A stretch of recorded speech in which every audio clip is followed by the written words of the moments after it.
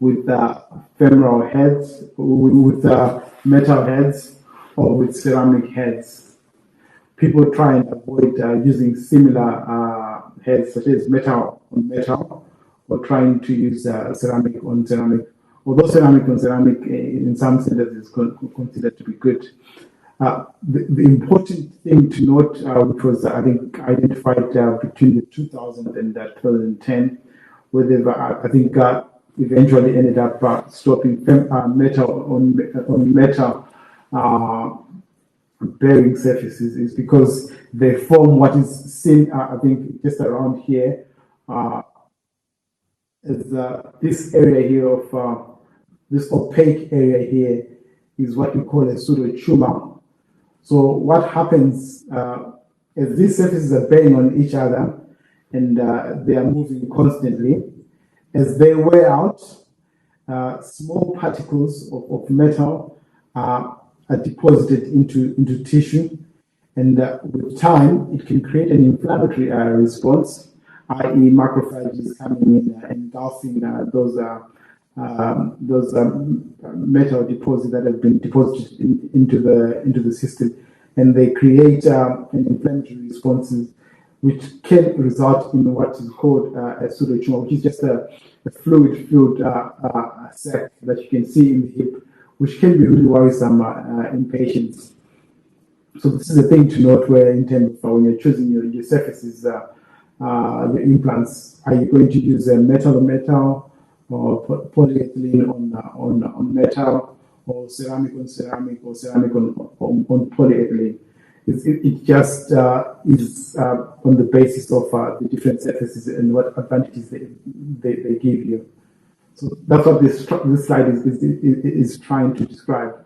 But I think the take-home message would be to try and avoid metal on metal bearing surfaces.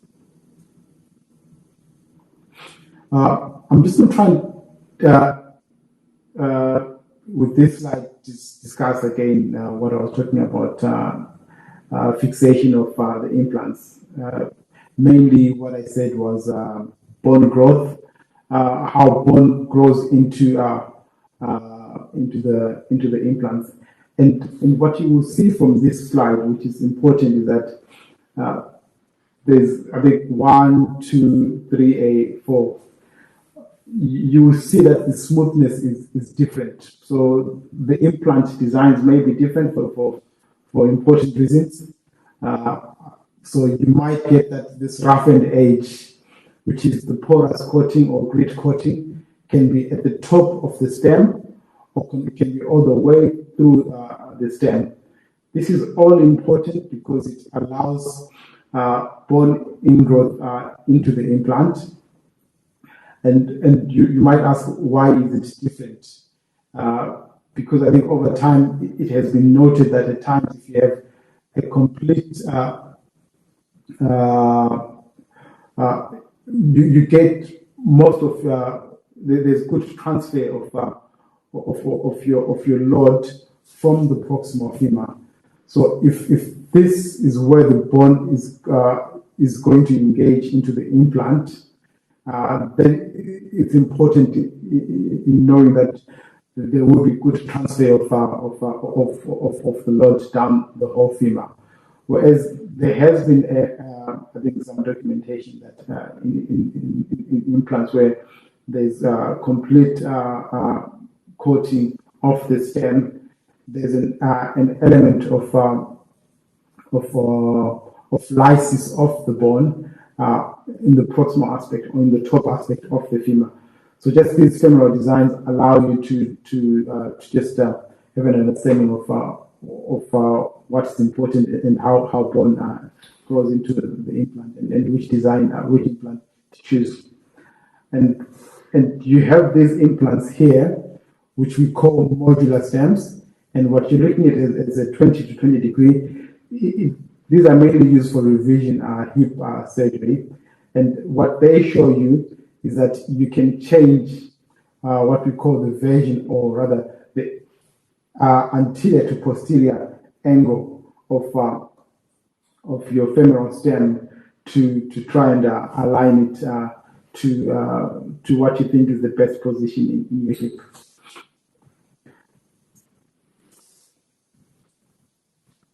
So this slide is just basically trying to describe.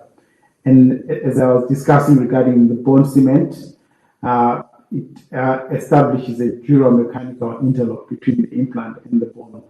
And that is very important for transfer of the person's load or the weight through the implant into the cement and into the bone, so that the bone is constantly loaded as well. And this slide I've already discussed regarding the bone cement.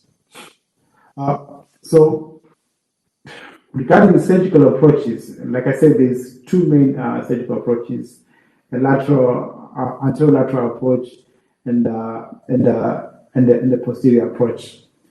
The main thing is, as a surgeon, is to choose the approach that works for you and that you're comfortable with, and that you feel you can reproduce very good surgical outcome and results. So this slide is just trying to give you an understanding of what a hip replacement is and what we mainly do. So assuming you've chosen your approach, I'm just going to go through the stages A, B, C, D, and E in terms of what we're trying to do. Assuming you've chosen your approach of surgery, what you're going to do, the first thing you do is after you've approached the femoral head, you want to remove, you want to excise the femoral head, which is this one here at the start.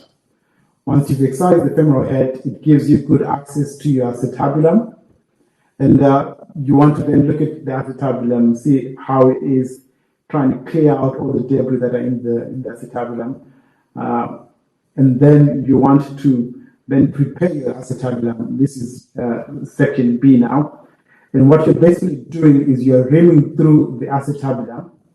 You're using what are called reamers, and what they do is that they remove all the cartilage and all the bone until you get to very strong bleeding subchondral bone, because that bleeding strong subchondral bone allows for that bone ingrowth into the implant. So that's what you're trying to do. And these reamers have different sizes as well. So you'll find that as you're reaming, you're going step by step into a bigger size, bigger diameter. And that final size that you then get, depending on the implant design, you can either choose that same size to be your final size of your femoral, of your acetabular cup, or you can go a size lower, or depending if you're doing a cemented or uncemented, you can then choose depending on what the manufacturer's advice. So after you've done that, you can then choose your implant, and you can put it in place. And what you're trying to do again is to remember you're trying to put it in a position which allows the hip to stay stable. And ideally, what you're trying to do is to maintain what we call the version, the anterior to posterior face of the acetabulum. It should face just slightly to the anterior aspect of the hip. So just about 10 to 15 degrees. That's what you're really hoping for, just to try and recreate that. And you want to ensure that the inclination, which is looking at the side, how it's inclined, you want to recreate that normal inclination of that curve, so that it almost, I think, imitate what the original hip was looking like, or should look like, if I should say. And then after you've done that, the next stage, you're trying to then prepare your femur so that it can take your femoral stem. So same thing, going through the reamers, removing all bone debris inside, and creating a pathway for your femoral stem to then come in and sit into the femur. And then I think this is where the technical aspects come in. So you want to make sure that, as you're aware, that the femur is not a straight bone, it has got an anterior ball. So you want to ideally try and recreate that anterior ball as you're putting your implant. So when you're rimming again, you want to make sure that you're recreating that. Depending on your implant, you will choose your size of the femoral stem, depending on the size of the rimmer that you end up with as well. So after you've then chosen your implant, you then go ahead and choose the size of the head that you want to use. And then the final hip replacement should look like what it looks like here in E. And there are a lot of technical aspects that I think the hip surgeons would be more adept at describing that are very important to make sure that you end up with a very stable, functional hip, because you don't want to just create a hip that will give a patient problems. And there are a few things that will be important to ensure that your total hip replacement is stable. So again, your component design, how you're happy with it. Ideally, you'd want to choose a small head size, which allows good movement into the hip joint and reduces the amount of wear in the hip. But also, we know that a smaller head size of a component design has a slightly higher risk of dislocation. So then to reduce the amount of dislocation, you want a head size that is slightly bigger as well. So when you're choosing that design and when you're choosing that head size, you want to make sure that you've got an adequate head size that is not prone to dislocation, but also that limits the amount of wear of the implant as well. And then if you're positioning your implant, you want to make sure that you are recreating that version of your acetabulum and your femur as well. And in terms of where you place the bone, where you place your femoral implant, you want to make sure that you try and maintain anatomical position so that you maintain the soft tissue tension of your abductors. Because if you struggle with that then creates problems for the patient, because if it's too much tension in the abductors, they don't really tend to like it a lot. Now we're going to go through the complications of a total hip replacement.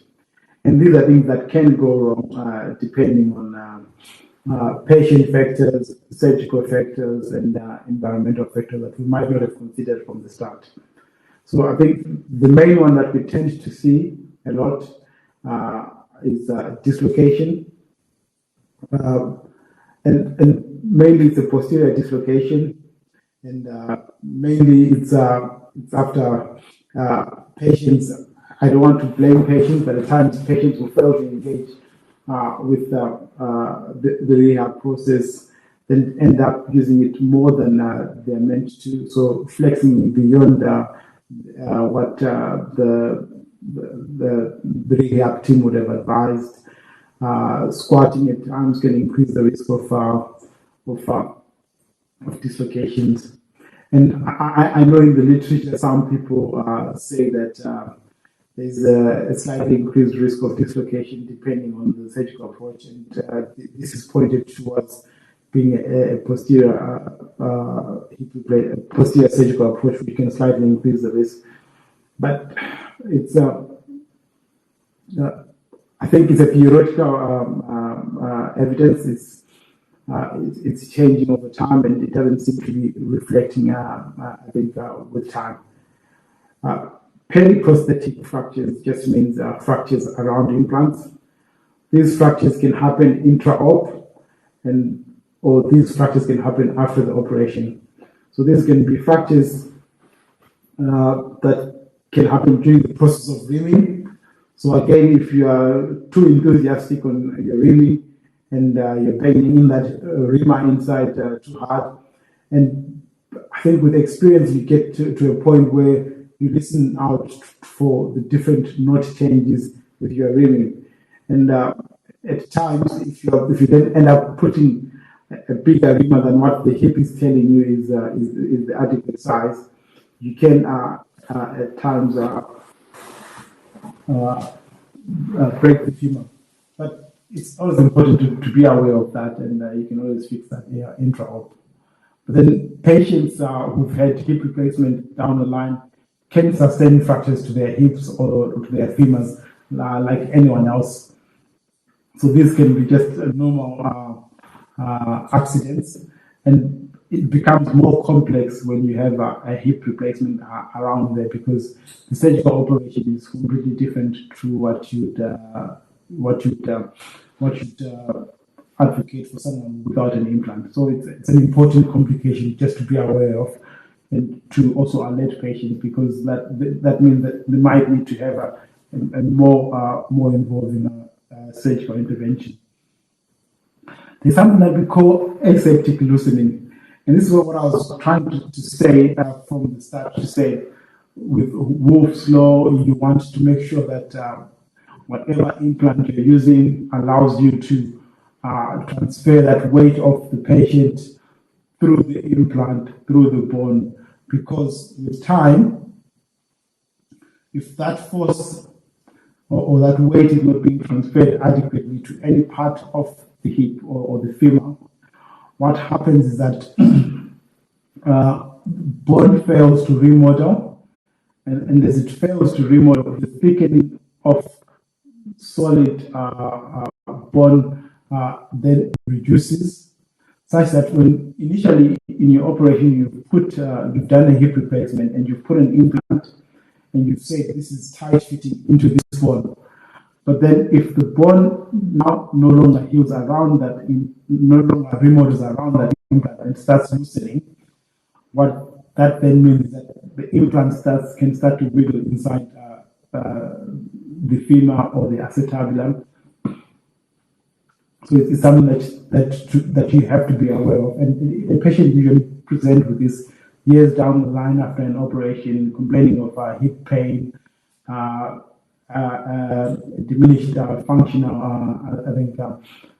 outcome, and at times they might have shortening as well as the implant sinks further down into the stem, into the femoral shaft. Sorry.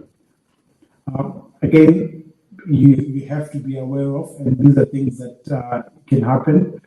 Another thing that can happen is leg length discrepancy. You have to alert the patient that you can either lengthen their legs or shorten their legs during an operation. And oftentimes it doesn't really matter as long as it is less than 1 centimeter. Patients won't realize that.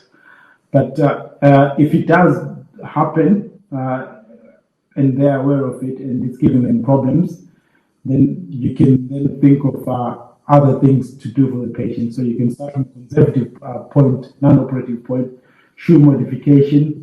You can speak to orthotic departments if you have one, and then they would give you high soled shoes to compensate for that leg discrepancy. But if it's giving patients more problems, then it might mean that they need another operation altogether. So it's important to consider before the operation how the arthritis has affected the patient's hip, has it shortened them, so that you try and recreate a normal length as compared to the other leg during the operation. And there are things that you can use to do that. One of them, there's computer systems that allow you to template for your hip. So it gives you an idea of the sizes of your implants that you're going to use for your operation. Not a hard and fast rule that you're going to need to use that, but it just gives you a good idea of what you might need to use for the replacement. There's also a risk of sciatic nerve palsy. It's very less common, but this can happen as a result of bruising or injury to the nerve. It doesn't really happen, but I think the concern is mainly with the posterior approach, because it really puts the sciatic nerve in close view, and you should make sure that you try and protect it throughout the operation and avoid injuring the sciatic nerve. At times, the way you place your implants can catch on the iliopsoas tendon, which, as you are aware, come from the lumbar vertebrae and the ilium and inserts into the lesser trochanter. So if the cup face is open too much, at times it might, if the acetabular cup is open too much, at times it might rub onto the iliopsoas tendon and causes the impingement and pain. And these are things that patients can complain about. You know, post-operatively, this operation can cause, it's a major operation, can cause loss of blood.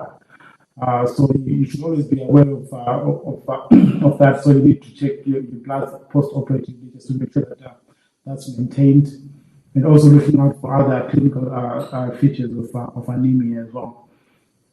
There's something called heterotrophic ossification, which basically means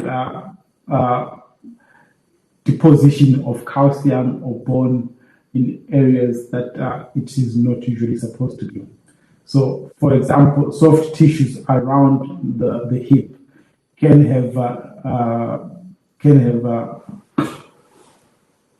be sites of ossification after the hip replacement. So it's a slight risk of this.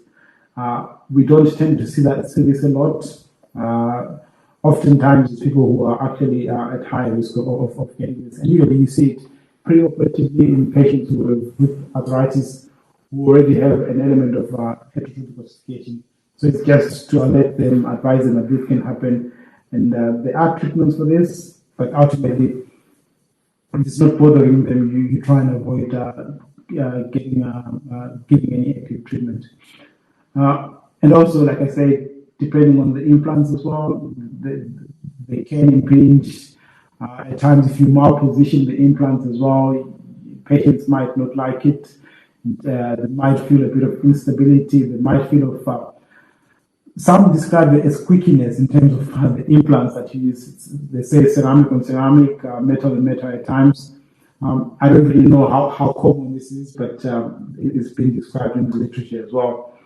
And there's also been a description of fracture of the implant itself and not of the bone. So at times, some of the implants over time can break at the neck shaft, at the stem as well. And the things that you have to alert the patient that they can happen, so that they, when they do happen, patients are on board and they're not very angry about them. They don't usually happen, but when they do happen, you really want patients to be aware of that. And the pseudo-tumor hypersensitivity, as I discussed earlier on metal wear, which can happen. And you always want to avoid vascular injury, particularly in the pelvis. So with the uncemented acetabular cup, at times, if it's not sitting nicely, you might need to reinforce that using what are called acetabular screws. And there are safe zones where you're meant to be directing those screws. And at times, if you try and go posteriorly or anteriorly, you might be faced by quite a very scary clockwork there. This is just an image showing you an example of total hip replacement dislocation. This person has had bilateral total hip replacement, and as you can see on the left side, that the hip is no longer in joint. And it's usually a posterior dislocation, and they usually present with pain, inability to walk. And examining them, you want to make sure that you see how the leg is facing. It's usually flexed, shortened, and internally rotated as well. Because if you find that it's externally rotated, then it tells you it might be an anterior dislocation. So very important things to be aware of, because the way you reduce it in theta might be different. And also important to assess when you see these patients is to assess their neurovascular status, to check their pulses, assess for sensation and motor function. And just a simple thing, you can ask the patient to wiggle their toes, and you ask them to move their big toe up and down. So that's an important aspect, because as you're aware of, the sciatic nerve moves posteriorly, is posterior in relation to that the hip replacement. So when this is dislocated posteriorly, it can at times impinge or stretch the sciatic neck. So you want to really document that pre-operatively before you reduce the hip replacement to say, oh, there was a deficit in the neurovascular state of the patient. So that if it then stays the same, there's a documentation to say, this was already there. And because patients might be a bit upset that they immediately discovered it after the operation, and that you've done something to them without them being aware. So it's always important to identify neurovascular status deficit and to document it in every patient that you see. Periprosthetic fractures, like I said, they can happen, and it's important. So as you can see in this patient, they've got a fracture around their hip replacement, and what you can see, it's coming from all the way from the femoral stem, and you can see it almost extending over towards the GT. An important investigation to do is a CT scan, because as you are aware, an X-ray is a two-dimensional figure, and it doesn't really tell you what is completely happening. So you really want to see the full extent of this fracture, and you also want to assess how stable the implant is as well, because that will have a bearing in terms of what type of operation you do, whether you just fix the fracture altogether, or whether you need to revise the implant and put a new implant in there.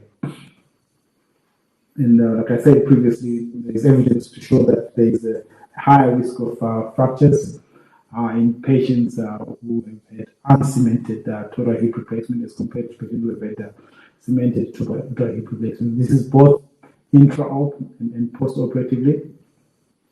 But we find that I think this might differ in terms of centers and places, because I know in the United States, they tend to be too keen on doing uncemented total hip replacement, and I'm pretty sure it means they're getting good results with that. So I wouldn't be too quick to judge to say this is the only way to do it. There are definitely many ways of doing it, but it's just being aware that there are risks that can come out of this.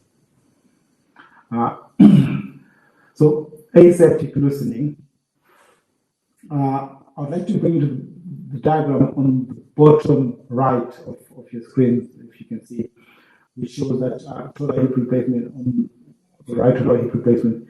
And if you look at the implant, this is a cemented implant, and usually what you should be seeing is a white out just around the implant, between the implant and the bone. But there's that area where it looks like it's all dark and black, or lucency as we would describe it in radiological terms. That just demonstrates that there isn't much cortical bone that was meant to be there. So the implant has now loosened inside the femoral stem. And what you will see is that at a time that this patient's leg might be shorter, and this patient might be complaining of hip pain as they are walking, and this patient might say that they might feel a bit of the implant wiggling as well. But importantly, to recognize that if you don't do anything about this early on when you see it, this might result in a fracture around the implant. So important to pick it up early, and important to address it as soon as possible. So having said that, I know some of you are asking, so why do a total hip replacement if this creates a lot of problems? Well, I think looking at the study that was done in exercise in the United Kingdom for the total hip replacement that they've done, they've got a very good survivorship and outcome for these hip replacements. Some lasting up to 25 years. And obviously, age, gender, and the underlying diagnosis of the patient at times can affect the long-term survivorship of the acetabular and femoral components. But it's important to note that if you can get a hip replacement that lasts you 20 to 25 years, that's a very, very good outcome. and which is why people like the total hip replacement. Which is why I said at the very start of the talk that it is regarded as one of the most quality improving operations in modern day. Thank you, guys. Thanks, Stanley. Thanks for the very informative session. I think this is the time to welcome questions. Yeah, that's Whoever has some question, kindly signify by the raise of your hand, or you can drop your question in the chat box.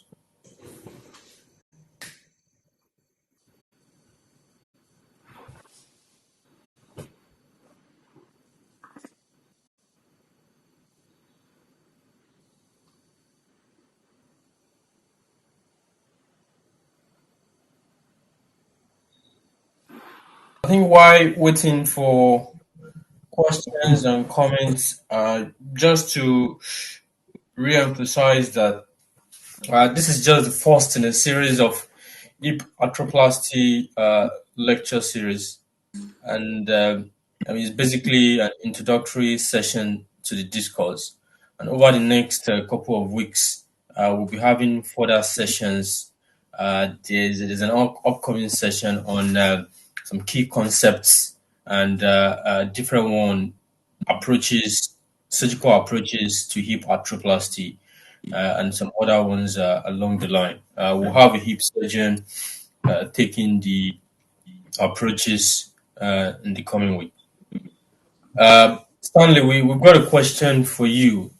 I'll read it out. It says, how do we decide between a cemented or uncemented implant? And the second one is, how do you decide which is, okay, I think it's the same question.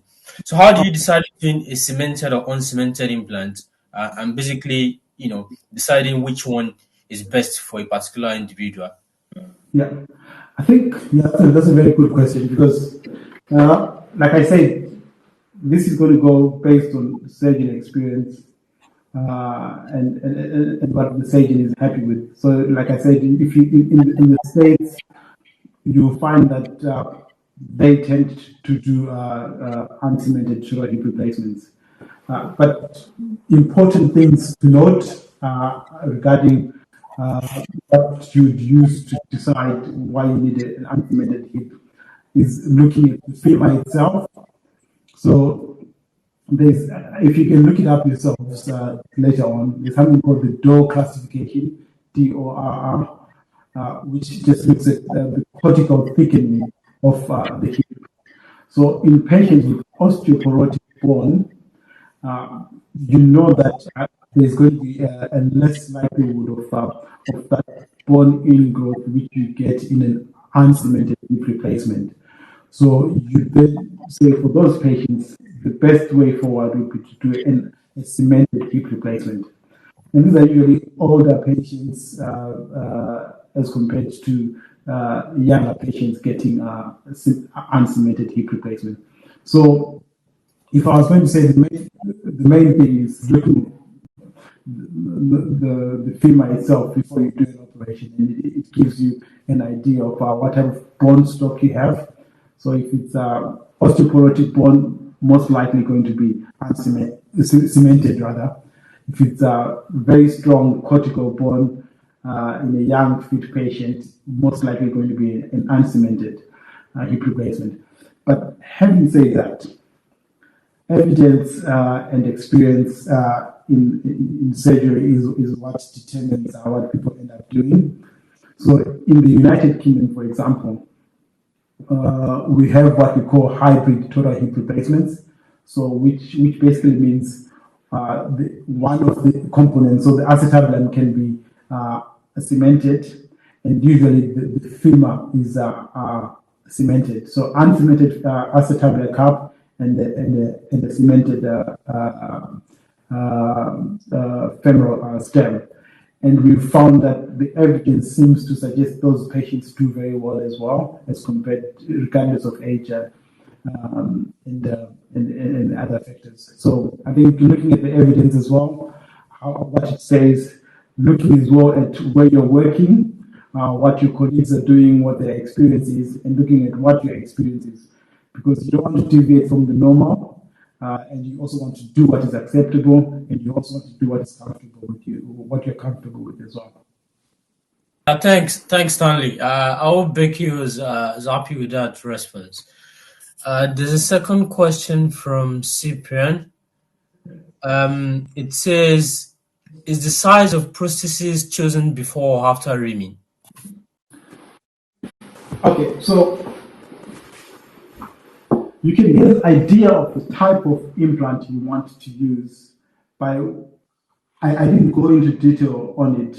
Like I said, there's computer systems that you can use to do templating before the operation. So before you even start operating the patient, you can template and have a look at the femur and say, okay, this might fit this size of implant. But then after you've reamed, it then gives you an idea of what type of femur size will fit in there. So usually you do it after reaming. So you're going to ream sequentially, increasing size, and the last size you've reamed, depending on the implant design and depending on whether it's cemented or uncemented, you might end up going a size lower or using the same size of the implant. So that all depends on what these big companies tell you to do. Because if they say you've reamed to this size, so use the same size. If they say you reamed to this size, use one size lower, then that's what you go with.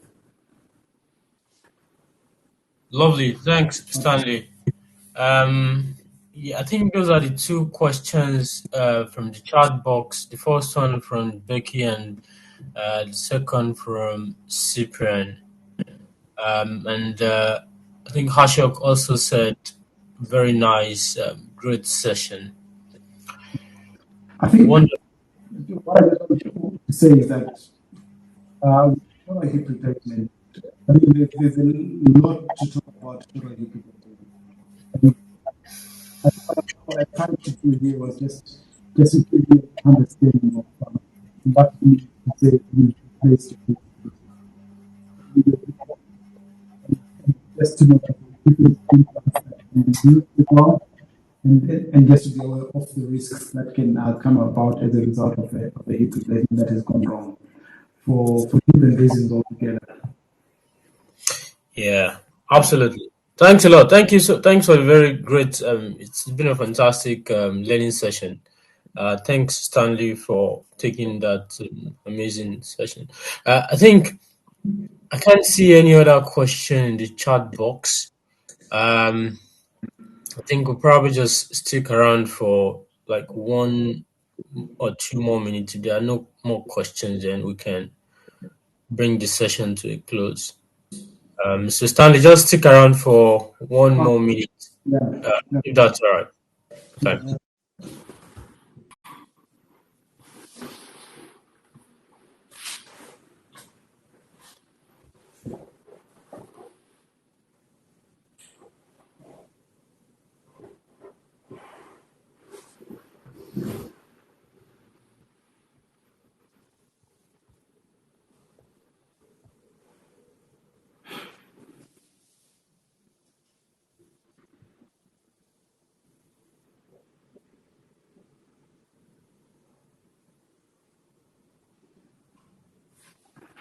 All right. So just to wrap up by saying, well, again, this is basically an introductory session, and I feel like Stanley has actually dealt with the session decisively and actually went into a lot of depth with some of the concepts. Over the coming weeks, we'll have some other sessions where we'll delve deeper into the key concepts on hip arthroplasty, both total hip and hemi, and why we choose which, and really go into some more technical aspects. And like I said, we also have a hip surgeon coming on board to take a session on approaches to hip arthroplasty. So just keep an eye out for the advert for the next couple of sessions. Thank you, everyone, for your attendance. And once again, Stanley, thanks for coming around to deliver this very lovely and highly informative session. Thank you so much. Yeah, thanks, Have guys. have a Sorry. lovely everyone. Yeah.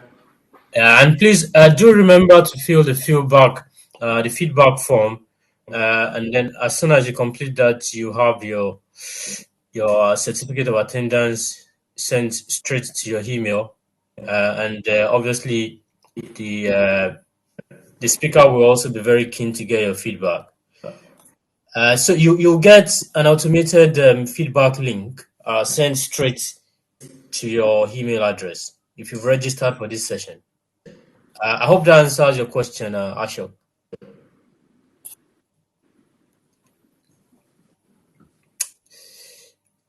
All right. Thank you, everyone. Have a very refreshing rest of your evening. Cheers. Thank you, guys.